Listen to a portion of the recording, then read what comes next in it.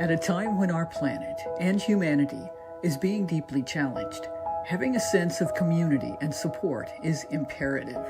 But together, we can and will individually raise our consciousness, which will lead to communally raising it, and ultimately raise the consciousness of this planet.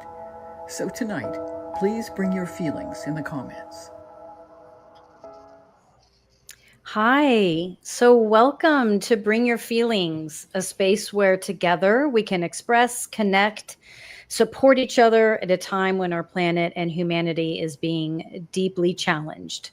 So tonight we're going to invite you to please share how you are feeling and how we can support you in the comments. My name is Miriam. I'm a psychic medium and a teacher of spirituality. And please meet Meg Harrell, a nurse and travel lifestyle creator with a passion for helping others, storytelling. She inspires her community of over 1 million to embrace resilience, joy, and adventure in every day. And hopefully next week we will be having Seth join us also.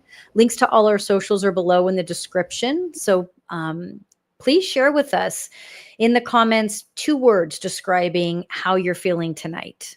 Meg, how are you? I'm okay. Just that. Let's just leave it at that? Yes. Okay, we won't push. We'll leave it at that for now. Maybe Meg needs to put how she feels in the comments. Yeah. Questions. So I was thinking tonight, let's start with a 60-second meditation. So for anyone who's never meditated before, I'm literally going to set my clock for 60 seconds. And we're going to see how we do. Hopefully, if you've never meditated before, you will feel the difference in just 60 seconds. Keep in mind, your mind is going to wander a lot, and that is 100% normal. Okay. If your body wants to fidget, let it fidget. Just let your body and your mind do what it's going to do. All right. So here we go. 60 seconds. Take 3 releasing Close our breaths. eyes. Yes. So close your eyes wherever you're at, unless you're driving. And 3 releasing breaths. Deep inhale through the nose. Exhale, blow it out. Deep inhale through the nose. Exhale, blow it out. Deep inhale through the nose. Exhale, blow it out. So just take a moment and allow the body to be still. If you're just joining us, we're just starting a 60-second meditation, so feel free to jump in. So allowing the shoulders to relax, noticing if the belly is squeezed tight, and maybe just relax through the belly for a moment. Wiggle the fingers and the toes to make sure they're not clenched. Let the arms feel heavy, let the legs feel weighted. Notice if your forehead is relaxed or maybe a little tight. Go ahead and release that. The jaw can relax. The eyes, notice if they're gently closed or squeezed tight.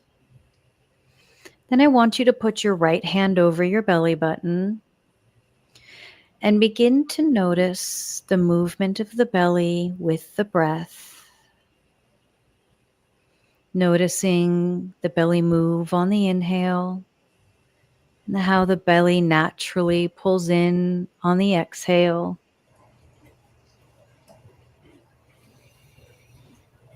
Again, how the belly moves with the inhale and releases on the exhale.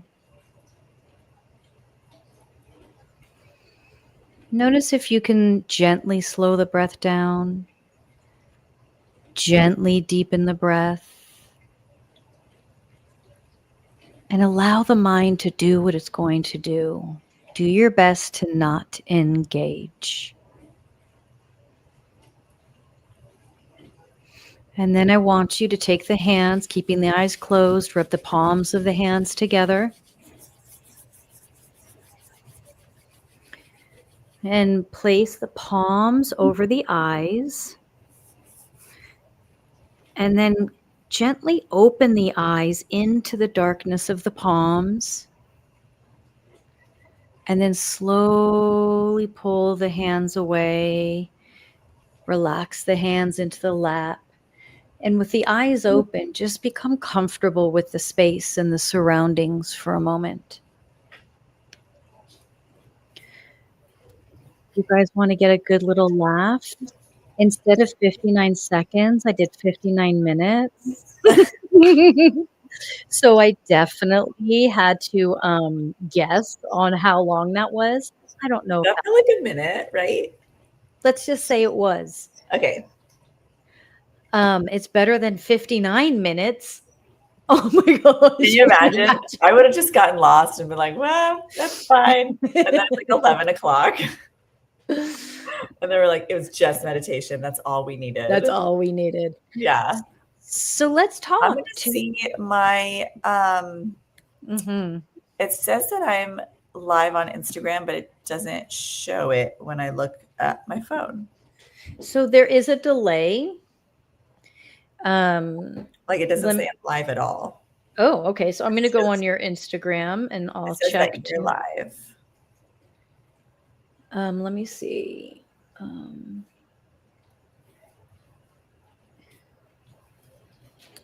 Oh yeah, it doesn't look like it shows your. So I'm gonna remove it, and then I'm gonna start over. Yeah. Yeah.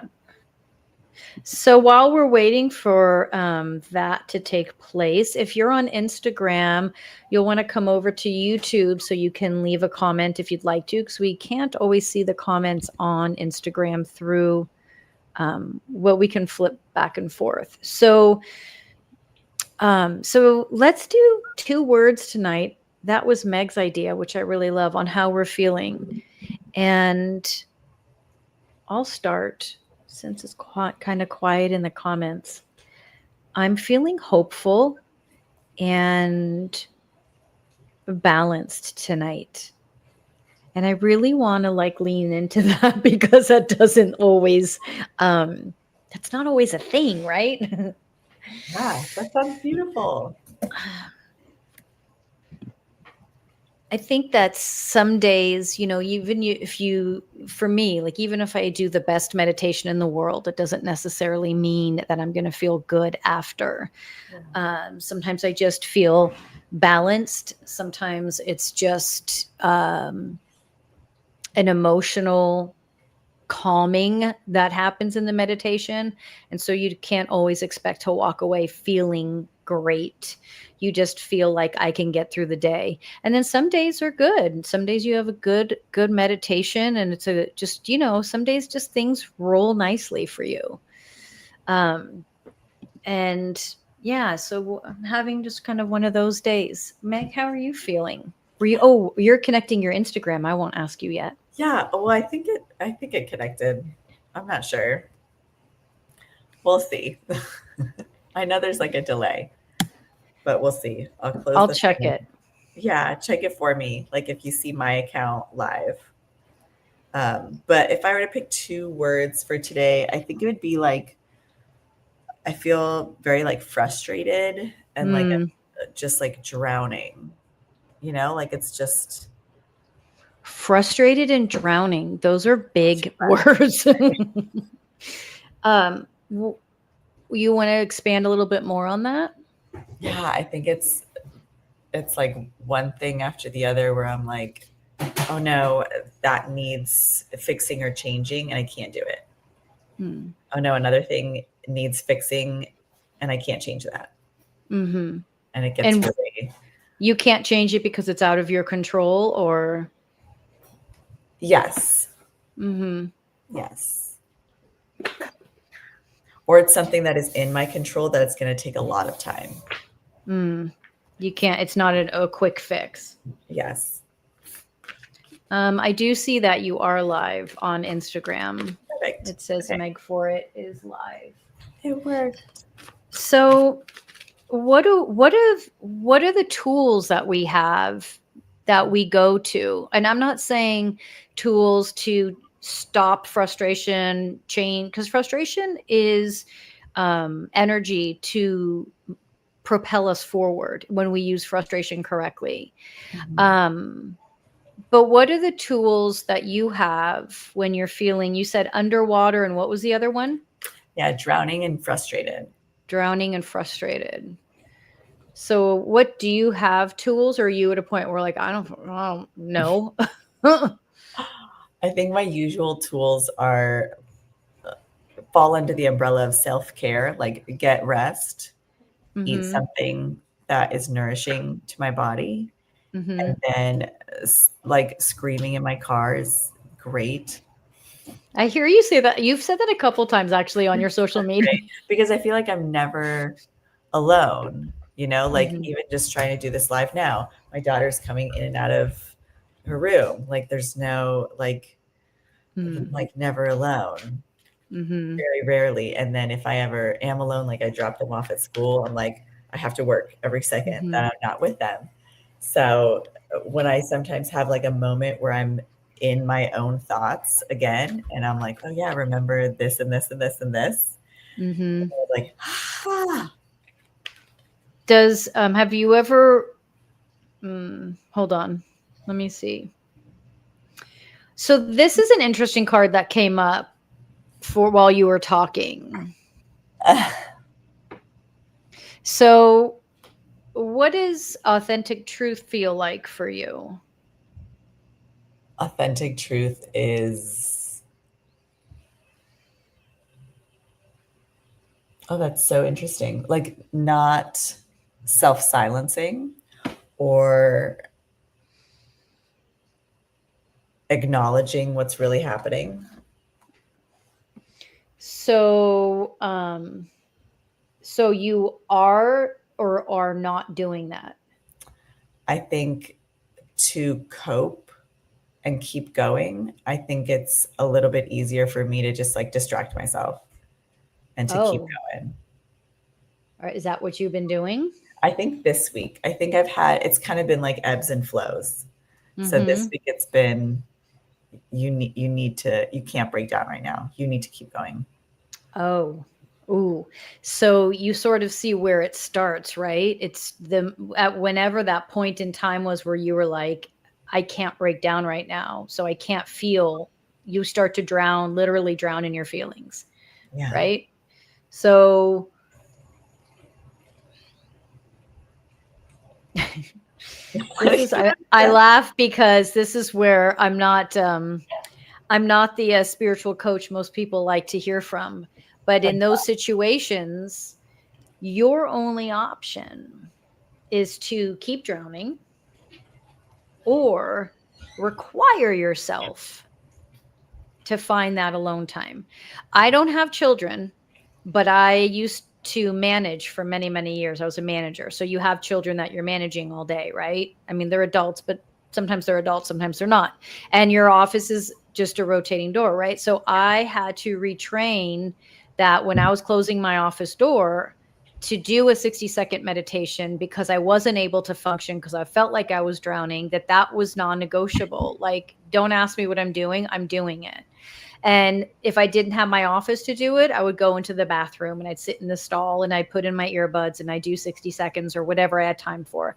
And I say that because that can be similar to with family and jobs and work and everything. And if the car is your only place where you can be alone, if your car is the only place where no one will bother you, then we're at a time in our lives where we are required to pull from that toolbox and get into that meditation. And during that meditation, you might scream in your car the whole time. You might cry the whole time.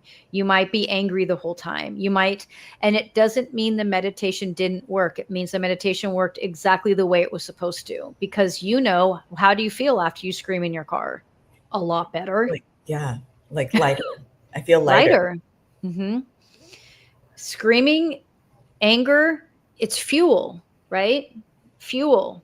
And when we start to look at all of these emotions as fuel, and the last thing we want to do is sit in a meditation because we're so busy feeling, we're not removing the feelings, we're getting into them and saying, how can I pull them up and out to get to the solution? Hmm. Joanne has a contribution. Anxious and lonely. Hi, Joanne, by the way. Nice to see your face. You want to tell us a little bit more about that? And that's why we're here, because anxious and lonely is a very, very relatable and common feeling. And I can promise you that I have felt that and feel that.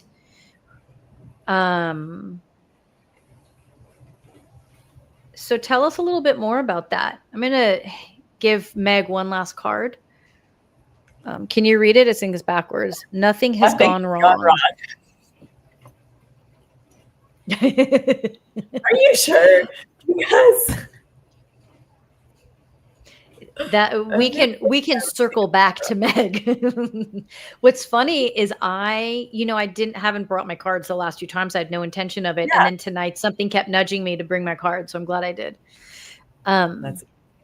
So let's talk more about anxious and lonely. This is why we're here, so that we don't to try to help those that are feeling anxious and lonely, to help you feel like you're not alone, for starters. Yeah. I'm the oldest, and I think I have to solve all, and I wink, wink, no, I can't. But my squirrel says, oh, yes, you need to fix everything. I totally followed that. I know. I read that, and I was like, that makes perfect sense to me. It's definitely a firstborn daughter, ADHD. I love the way that her brain works, and she feels like she's like the healer, has to fix everything. Yeah. Meg, are you firstborn? Yeah. Oh, so go for it. This is all you. So there's a really interesting statistic that is not talked about, but I can guarantee it. It's over 80% of nurses that are at least becoming nurses in this generation in the last, let's say, 5 to 10 years, are firstborn daughters who have some sort of neurodivergent thing happening, ADHD, some dyslexia, and they're typically the healers of the family. I'll plan the vacation. I'm the type A. Everybody, fall in suit, the leaders of the family. And it's not always the oldest of the family, but it's the oldest female. And it's really interesting how they all become healers. Interesting. Every day. Do you rearrange it all the time? Because that's supposed to be like a really good coping mechanism, where you're like moving the energy in your space. Yeah, that's a good question. I want to know why you're changing your house furniture all the time. Now, Meg, I know it's a loaded question, but yes. Is this behavior nature or nurture? Is it solely because you are firstborn and that throws you into that, and female, that throws you into that positioning? It may also be time-wise in society, what's happening collectively with women over the last, let's say 10 to 20 years, and then it trickles down to the next generation, why we're so hyper independent. Mm-hmm. Like if you hang out with a group of nurses, I can tell you who's the firstborn daughter. I can tell if somebody's a nurse. In like a group of people. We all gravitate towards each other just naturally. There's something that has made women hyper independent in a fantastic way and a not so fantastic way, where we become anxious and lonely, like Joanne is, because I'm good. I can do everything on my own. Asking for help is a weakness, and being that super hyper independent leader, I got everything, makes for a great nurse, because you're just doing everything and everybody's just taking care, and you just deplete all of your resources mentally and physically and spiritually. And it's great for the hospital, great for the patients. It's not great for you as a person when you continue to do that every single day, every single week. So I think it may be something societal and also collectively happening with women, where we need to build our tribes again. We're too isolated. Well, I think it was the first week we talked, and you said some really interesting things about women and how, I don't want to misquote you, but just why are we supposed to be able to do it all? And like, why is that glorified? Like you doing everything and not having help. The saying it takes a village to raise a child is not a joke. It's real. So if we have more than one child and you have a job, where is that? Why is that expectation coming in of we can do it all? And I think you had said maybe, or I'm paraphrasing, like that society is sort of overcorrected, right? So women are finding their place in the world, and we've kind of overcorrected it to feel like we can't have help within that place in the world. Yes, and help can come from everywhere. I feel like there is this great sense of I don't need a man, which is amazing because it really trapped women in very bad situations. And now that we don't need that, we really need each other. Like you cannot do it on our own. The next time somebody is like, oh my God, you're superwoman. I'm done. I don't want to be strong. I don't want to be superwoman anymore. That is not a trophy that I want to carry around and flaunt. It's awful. I love that perception of it so much. Because I don't have children, that's never been a problem for me. But I watch my sisters and I see how much having my mom there to help them is imperative. And I've always watched that and thought, how do other women do it? How do you do it? And I think you just said it, where it's like you have to be superwoman, and that's no longer a badge of honor. No, it's definitely not. Oh my gosh, I just read this article in Time Magazine about a Harvard study that talked about, what was the word? It was so good. Self-silencing. Ooh, what's that about? Women who are self-silencing, and how it has turned into, they can absolutely connect it to autoimmune disorders and PTSD in women, because women have, the study started at Harvard in 1980, and how that self-silencing of our own needs or our own wants or our own desires, or even just like a desire, a dream, literally turns into disease inside of your body. Wow. And they have proven it. It was in Time Magazine under the psychology section. Wow. Yeah. It was like self-silencing is killing women. Incredible. It's nice to hear that it's being acknowledged, that it's being addressed. It's sad that is a real thing that's happening, but it changes things when you can. It's like, for me, when you can read an article about menopause that relates to you, it's like, oh, okay, I'm not alone here. Yes. I haven't been crazy this whole time. Joanne, what do you do when you're feeling these feelings, when you're feeling anxious or lonely? What is it that you do besides rearrange your furniture that helps you with that? Oh, look at channeling. Ooh. So what that tells us is needing to channel that energy into something. I'm not saying, I feel like I need to keep stressing this, because I'm not saying don't feel your feelings, because that's not what we're talking about here. We're saying the opposite. We're saying feel your feelings, and then what, right? And sometimes we just need to feel our feeling. We just need to be in our feelings, and that's what 100. Like, either way, you always have to find a moment to just be in that feeling. Either way, you have to. We have to do that. And then once we do that, then what? Right? Because if there isn't a then what, then it starts to build, or it turns into depression or fear or feeling underwater or feeling all of that, right? Mm-hmm. Just breathe. Can't argue that. I love that. Yeah. Just stop and breathe. That is such a sympathetic response in our brains. Like when we're super anxious, or we trigger that, like the adrenal glands to release cortisol and all the stress hormones. Like if we need her to run or have a panic attack, you automatically start shallow breathing. Oh, interesting. Yeah. And then when you start to do that deep breathing, you start to slow your heart rate, and then it in turn sends the signal back to your adrenal glands, back to your sympathetic nervous system. Like, we're not in danger. Stop releasing all of that norepinephrine and stress hormones. Like, we're fine. And it literally just takes breathing deep and getting your heart rate to go nice and low, and that's it. Did you, with adding on to that, when you just in our 60-second meditation or however long that was,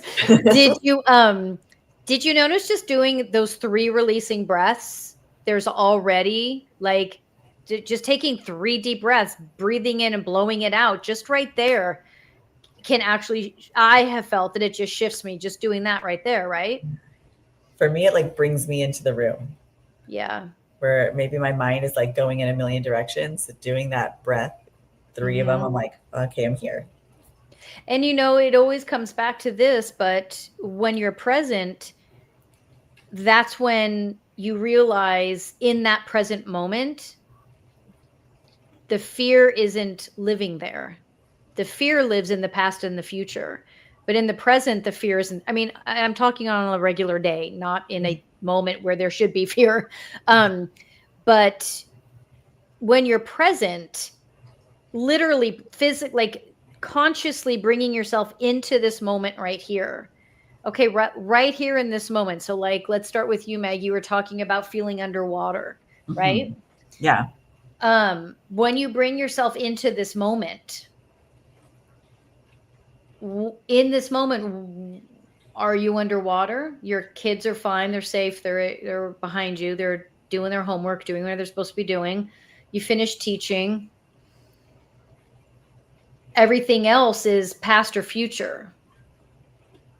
So if in this moment you're present, the moment actually is fine.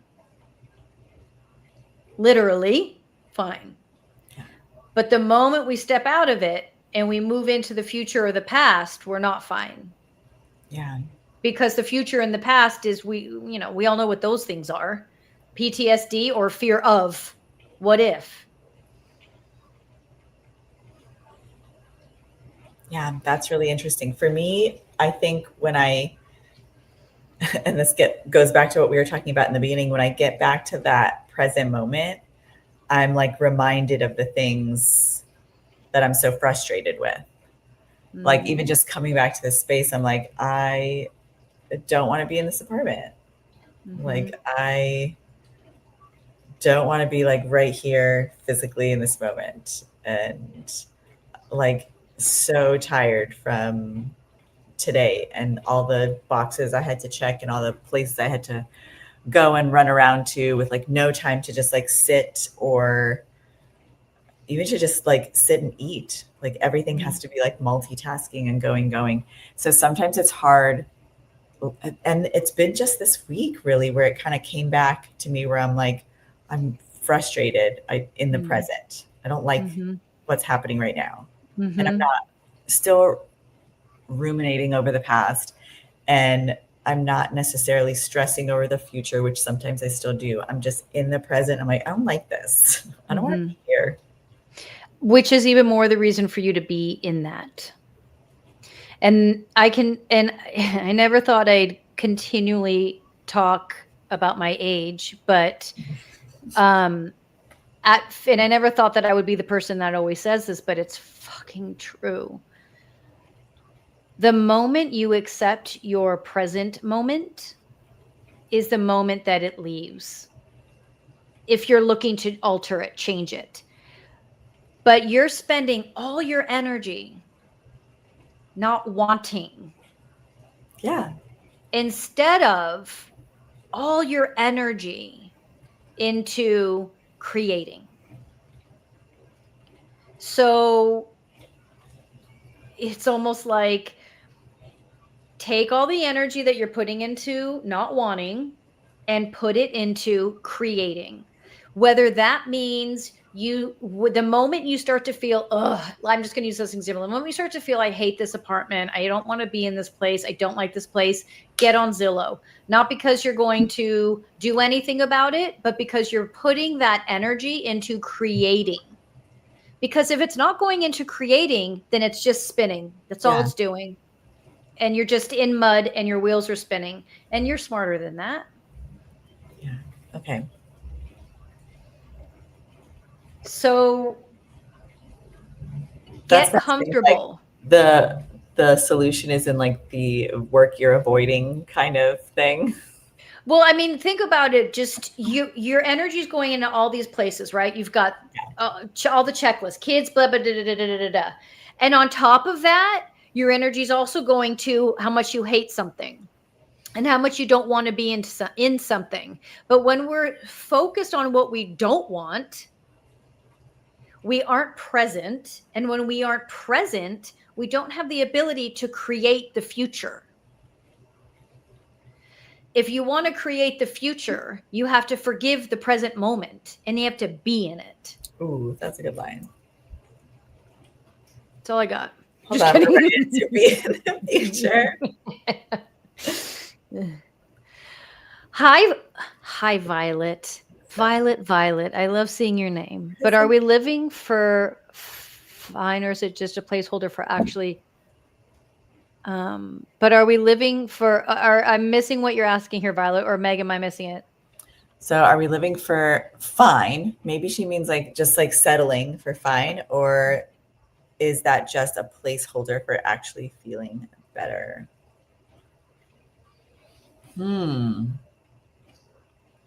I think I can kind of relate to what you're saying. Like, there is an element of like, I'm grateful, being fine, in the present, but then I'm not going to settle here. Right. So there's something better. It is technically a placeholder. But are we living for fine? Or is that just a placeholder for actually feeling better? Okay, this is such a good, deep question. So if Meg, if you don't mind, can I take this for a sec? I want to just go to a more intuitive place to answer. The present moment. The present moment is all that is. The present moment is all we have. And it's all that is real. So you can pretend like the present moment doesn't exist by living in the past and living in the future.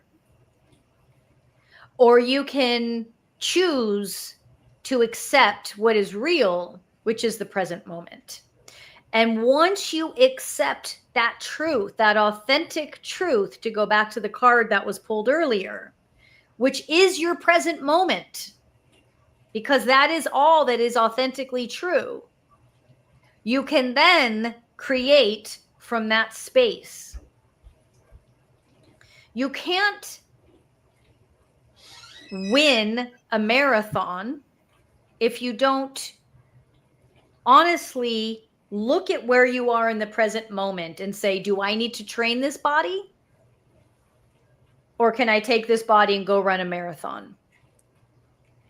If you think you can go run a marathon without training that body, you aren't living in the present and you aren't being authentically true.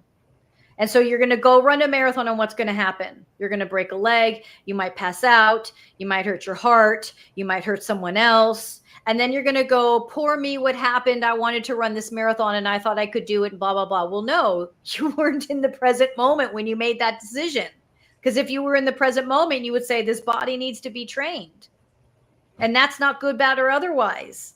That's just the present moment. Yeah. Are you following? Yeah. So your present moment, if your present moment isn't authentically embraced, how can we ever step out of it? I'll give you an example. I'm in a similar situation as Meg, where I'm in this apartment and there's something about this energy that is off and it's uncomfortable. And we've been here for a year and every day it's uncomfortable. And on paper it's perfect, but it's off. And so I kept going deeper into the feeling instead of saying, I have to get out. I have to get out. Although I did start with that. I have to get out. I have to get out. And then I took my own advice and I just got into this moment. And then I started to understand what I was feeling, where it was coming from, and why. Okay. Didn't take the feeling away. but I got the understanding of what I was feeling and why. So now, okay, I'll live with this. Doesn't change anything, doesn't take the weird feelings away, but I understand it. Now I can build off that because I'm not afraid to live in it because I understand it.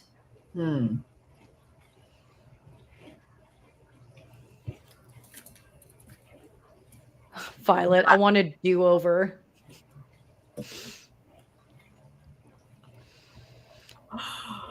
Meditate, exercise. And why do I say that? Meditate, exercise, get into therapy when you need it. Eat right. Why? Because when you meditate and when you exercise, you're taking care of you.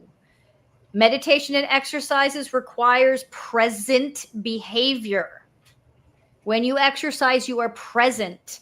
When you meditate, you are present. When you eat healthy, you are making conscious, healthy choices in the present to fill you. Eating healthy isn't just a thing you're supposed to do just so that you live longer. Eating healthy is you consciously doing something for you. It's self-care. It's making you're making yourself present to make a healthy, conscious decision to fill you. That exercise, meditation, therapy when we need it, journaling, all of that is how you don't worry about the past or the present or past or the future. Do you think about it? Of course. Do you go through periods where you worry? Yes. But you have tools now that help you navigate it. It doesn't, none of this that I teach removes everything, but it helps me navigate. So if there's something really scaring me, I may not be able to get into meditation that moment. I might have to wait till my next morning meditation, but I do it. There is no quick fix. So it never actually like goes away. Maybe that's the answer, Joanna. Like you never actually stop worrying. Like I teach nursing school students how to kind of conquer their test anxiety, which is a big thing that holds them back. And I have to tell them, you never actually get rid of your test anxiety. It's kind of like a sliding scale. You're not going to just erase it from your body and like remove it like a tumor. It's always going to be there. But if you have different ways to counteract it or redirect it, or even just lower the volume, then you've mastered it. It's never actually going to go away. So maybe the same thing with like worrying about the future or reliving the past, but it's more manageable. I've definitely been in situations in this last year where worrying about the future or reliving the past is consuming, where I'm sitting there and I'm not able to function, like do other things besides just sit there and be in that. And that's not functional. If it's affecting my life, it's affecting my day and how I can move in it, if it's affecting how I can care for and love others in my life, that's when it's okay, it's at a 10. It needs to go down to a 2. You teach your students very similar to when I teach about spirituality, but you teach nursing school in this same approach, because those golden words you used when you said, we're just lowering the volume. Yeah. That's what meditation and exercise and eating right does, is it quiets the volume of the mind so that the spirit can be just a little bit louder. And when the spirit is just a little bit louder, we have intuition to see the way through. When we start to worry, we have this trust that we will be shown the way through. This trust that we will be taken care of. Not because we're just going to sit back and trust, but because we're going to go out and look for that job or look for that house or look for that apartment or do what, consciously put the effort in and then use the intuition and the trust. And because of the work you do, you'll get to the other side. When you teach nursing school and you say, I'm just helping you lower the volume a bit, you're lowering the volume so these people can pass. Yeah. And the same thing with meditation and exercise and diet. I'm asking you to lower the volume of this and the emotional body So you can not just survive the day, but thrive in that day. Yeah, that's a perfect way to say it. But it's all about choices, right? Making the choice. Yeah, you have to put it in motion. With anything that you want to happen or you want to change in your own psyche in your life, like you have to you want to be in this other place. Okay, you have to take the steps. You have to take action. And you want to, the goal is to be able to do that without feeling like you're moving through quicksand. Yes. And that quicksand is where quicksand can come from a lot of different places. But this card was, I think, a real important one tonight. Channeling the energy. Yeah. Whatever that energy is, being able to channel it. Yeah, that's really interesting. Before I came on here, I had TikTok open and I had just done a class on TikTok. And the next video that had popped up was the girl saying, you need to talk to your future self. You need to call in your future to your present. You need to essentially channel your future self or the next stage and call it into your now. And I was like, oh, I never thought about it that way. Yeah. Where you want to be or your future self or your higher self, come meet me where I'm at right now. Mm-hmm. It's very well said. Very well said. I think the best way to do that is through soul writing. So writing in a journal what you want your future to look like, and then trusting that it will. Here I go. Let me reference being 52 again. Spending my life writing out what I want and where I want to be. And when you look back, all of that played out. All of it played out. So that stuff works. That bullshit works that people talk about. That weird bullshit spirituality, it actually does something. It's a real thing. I feel like it used to work for me. I feel like the manifestation and really having a vision, I feel like it used to work so well for me. And I feel like, I don't know what I'm fighting against this year. I've sat down and journaled so many times of this is what I want to call in. This is what I want my next 6 months to look like. And I don't know, maybe my plan is not, or my vision is way off from just the actual path for right now. Or maybe I'm going too fast. Well, I'm going to answer that. Joanne.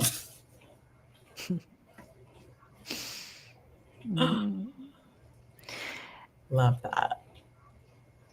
So when we are asked to grow and change, we will inevitably hang on to and hold on to who we were. And that person of who we were has these ideas of what they think they want or thought they want. And as you are put in a position that when you're in positions that force you to change. So for example, let's say Meg, you weren't intending a divorce. That wasn't on your schedule. That wasn't something you wanted and you were seeking out before it happened. And so when that happens though, it feels to me like the soul is almost split. And there's this part of you that digs in her heels and is like, no, I said, this is what I want. And I need it to look like this. And then there's this other part of the soul that's like, okay, it's time to change. And so there's this thing happening, right? And it's like, how are you going to open this up so that the soul can come back together and move instead of stay? I said I wanted this, And this thing that you want, you can wanted or can still have, but you have to run the marathon to get to the end.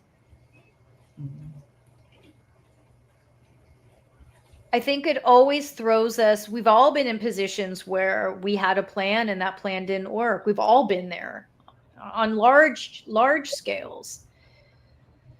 And I think the key is from experience and from intuition is to see where you're digging your heels in.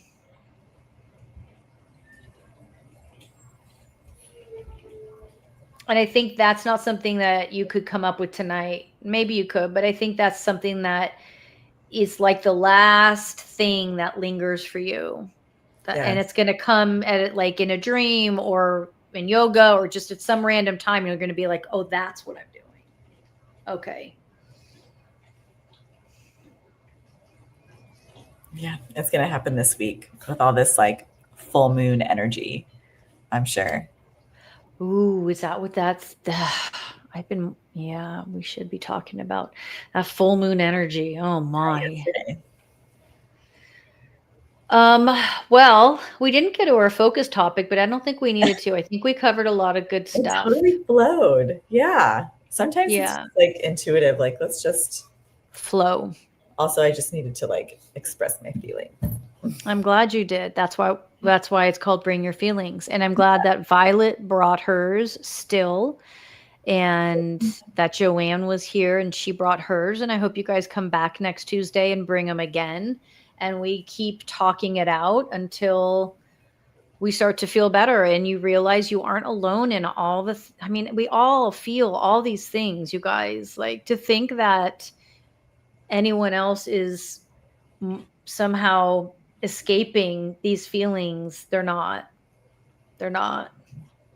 And that was why we wanted to do this, was because no one's escaping this shit. We're all feeling it. Yeah. Oh, good. Thank you. We enjoyed having you. Good. So, Meg, do you have any closing thoughts for tonight? Ooh, maybe bringing back, since that article was so on my mind, no more self-silencing. Mm. You know, Oh, if you're yes. going through something, if you're feeling something, no more self-silencing. Mm-hmm. We need to vocalize what's not going right, what is going right to each other. Yeah, that's a pretty powerful article. Maybe, bring us a few more tidbits of it next week for sure. Thank you for always bringing the wisdom and compassion, because even though you're having a hard night, you were still able to step up and help others. So thank you for that. And I hope that was done in a way that was a little more fulfilling than nurse-like. Yes. Yeah, absolutely. Yeah. So, And thank you for putting this together. Also leading this live. I really appreciate. of course, well, it's more fun with you, so wouldn't have it any other way. So you guys, tonight before you fall asleep, find 3 things you have to be grateful for and something to thank Spirit for continuing to show you why you're here on this planet during these challenging times. Because you are here for a reason or you wouldn't be here. And remember, good things still happen, even when we're having a hard time. Good things are still out there and they still exist. So we'll leave you with this. Good night, you guys. Good night. In the place where I am now, I look back over my life. I look back at the world I've left behind. What message do I want to leave? I want to make sure that you all understand that each and every one of you has a role to play. You may not know it, you may not find it, but your life matters, and you are here for a reason. And I just hope that that reason will become apparent as you live through your life. I want you to know that whether or not you find that role that you're supposed to play, your life does matter, and that every single day you live, you make a difference in the world. And you get to choose the difference that you make. I want you to understand that we are part of the natural world. And even today, where the planet is dark, there still is hope. Don't lose hope. If you lose hope, you become apathetic and do nothing. Above all, I want you to think about the fact that we are part, when we're on planet Earth, we are part of Mother Nature. We depend on Mother Nature for clean air, for water, for food, for clothing, for everything. And as we destroy one ecosystem after another, as we create worse climate change, worse loss of diversity, we have to do everything in our power to make the world a better place for the children alive today and for those that will follow. You have it in your power to make a difference. Don't give up. There is a future for you. Do your best while you're still on this beautiful planet Earth that I look down upon from where I am now.